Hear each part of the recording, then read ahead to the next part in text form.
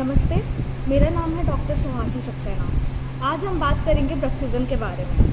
Bruxism एक तरीके से पैरा फंक्शन हैबिट होती है पेशेंट की।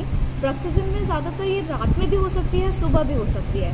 ज़्यादातर लोग क्या करते हैं, रात में उनको दांत किटकिटाने की आदत होती है। इसकी वजह से वो जब सुबह सो के उठते हैं उनके सर में बहुत दर्द रहता है।